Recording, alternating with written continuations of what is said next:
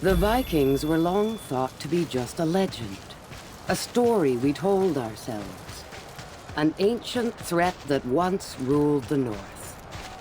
Then, centuries ago, they returned from across the sea. In the wild, the strong feed on the weak. Yet, in our civilized world, it is the other way around. I will not allow that to continue.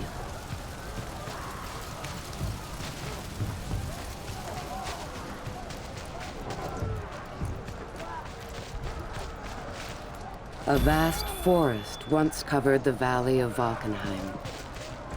We knights cleared that land before the Vikings returned. And when we did, we revealed the ancient ruins of the war-born clans. Imagine our surprise. Even if their mastery of steel is not as complete as ours, they are nevertheless an endlessly inventive. For a full year, the cranes and scaffolds and lumber mills of the Vikings stood silent. No time for build. Vikings record the exploits of their greatest heroes in stone.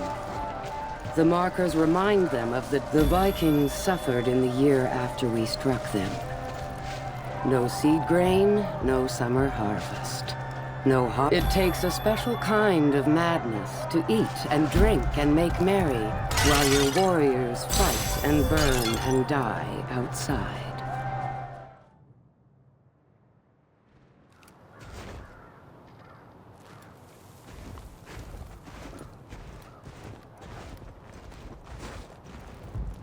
A millennium ago, Valkenheim was the site of a vast Nordic empire.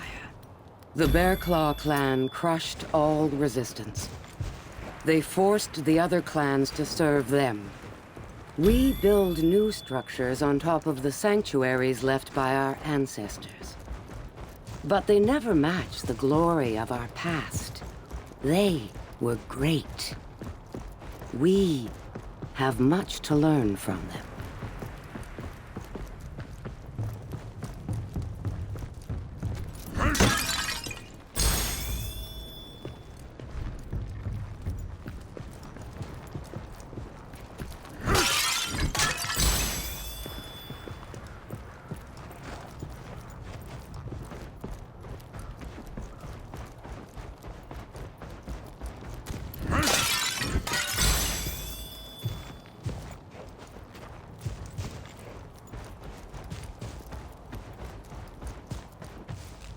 The more glory a Viking earns, the greater their legend when they are gone.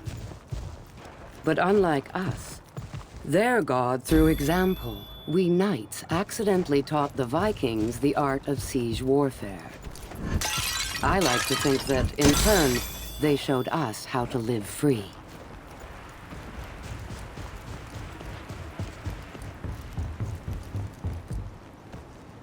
The Vikings worship gods of wood, of storms, and of stone. The samurai gods are of fire, of wind, and of thought. The gods of the knights are iron, steel, and gold.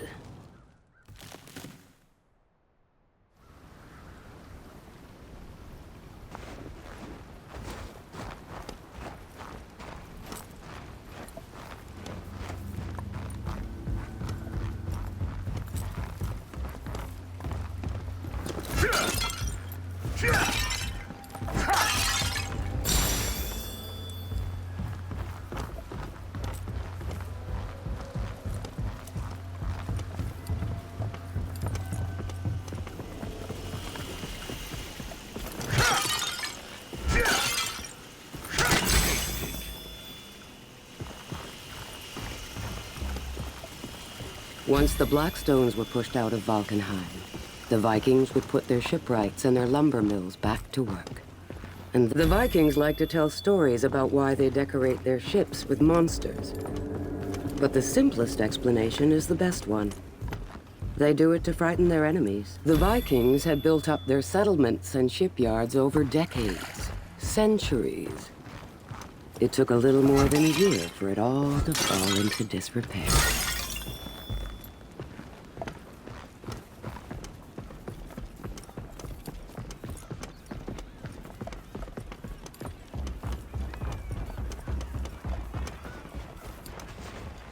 The runes of the Vikings and our own letters must have a common ancestor. The difference is that our letters can be drawn with a quill, whereas theirs require only a chisel.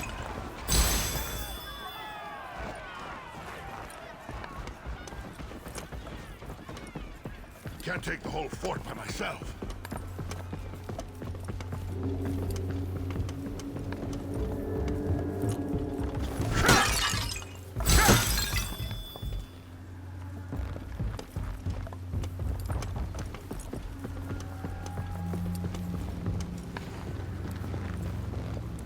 Viking clans do not truly join one another.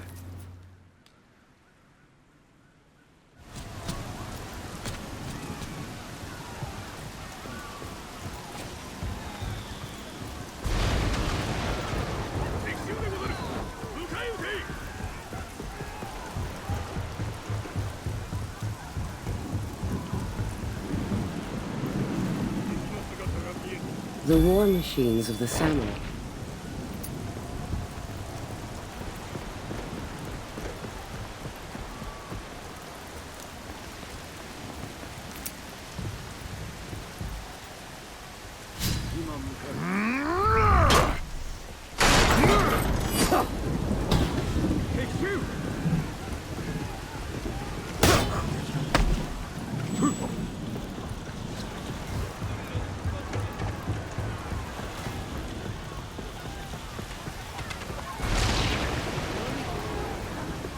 The sea fort of the samurai guarded one of the very few places in the mountain.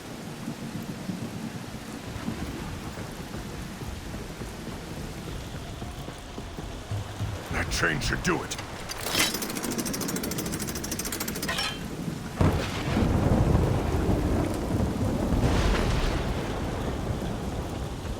All we needed to do now was push them back.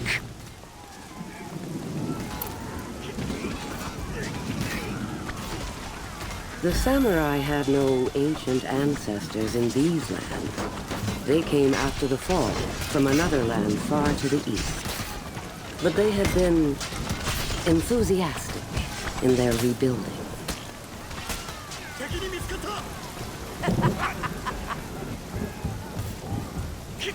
The battle was won. Only their commander remained.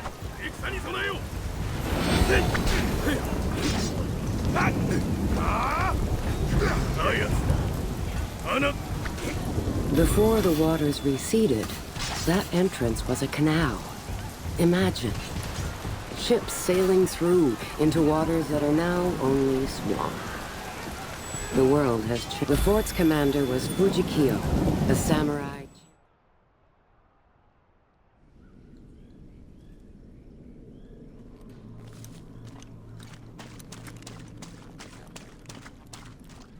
Taking the beach was one thing. Crossing the mire was another. But there was no plunder to be gained along the shore. The wealth of the samurai lay beyond the swamp. The first scout group the Vikings sent out into the mire never returned. Nor the second. Nor the third.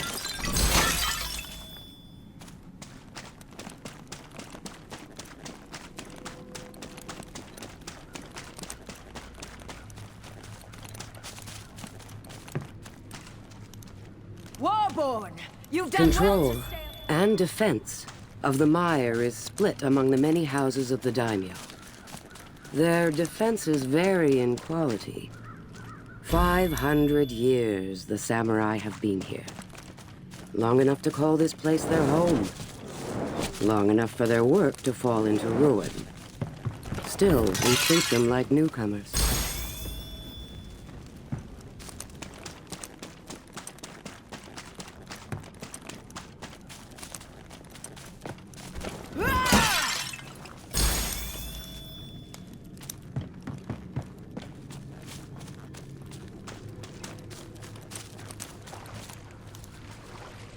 The mire is a dreadful place for an army. It can swallow up an entire force without a trace. Its paths shift and change.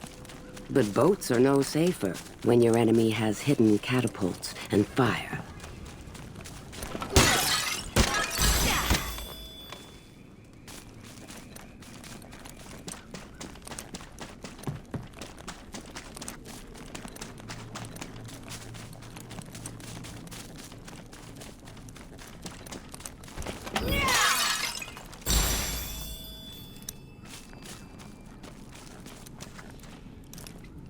The mire would claim many Viking lives.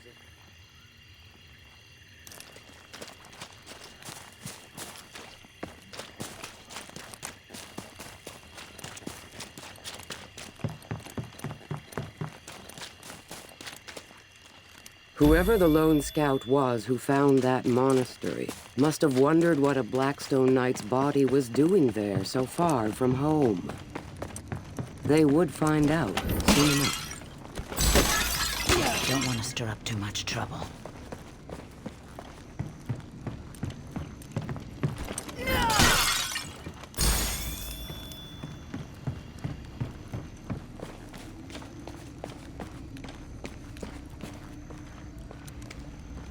He failed to escape their homeland during their exodus. I have not heard any tales that describe his fate. But 1,000 years ago, this place was underwater, a sea. Our people made cities on its shoreline. Vikings came into the mire once before, decades ago. They came through the waterways with their ships. The sounding of the gongs filled the air. By nightfall, no Viking stood in samurai lands. It was a lesson they would not forget. I should be quick. The daimyo in the mire claim to be at peace. But it is strange for a people who are at peace to fight so many battles with each other each year.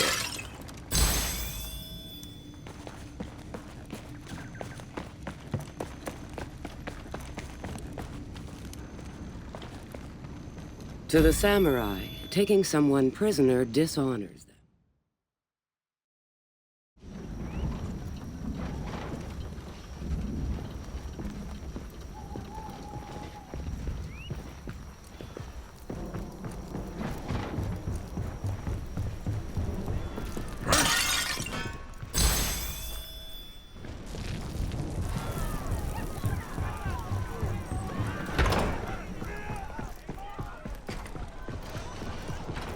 The Vikings built flimsy war machines to break down rotten gates.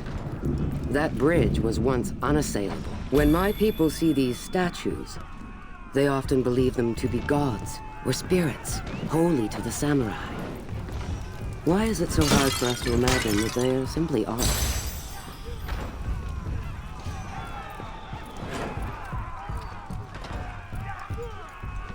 On days of peace, the samurai bells fill the sky with song. After that day, the song of peace would not ring for a long, long time.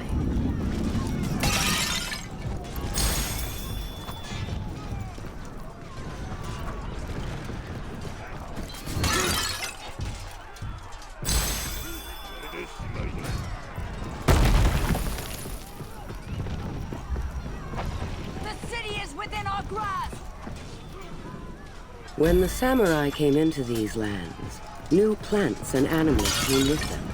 They had brought them in caravans. They knew their home was failing. They sought to remake it here. Within that city, the false emperor ruled from his palace. All samurai swore allegiance to him and to his family. They believed they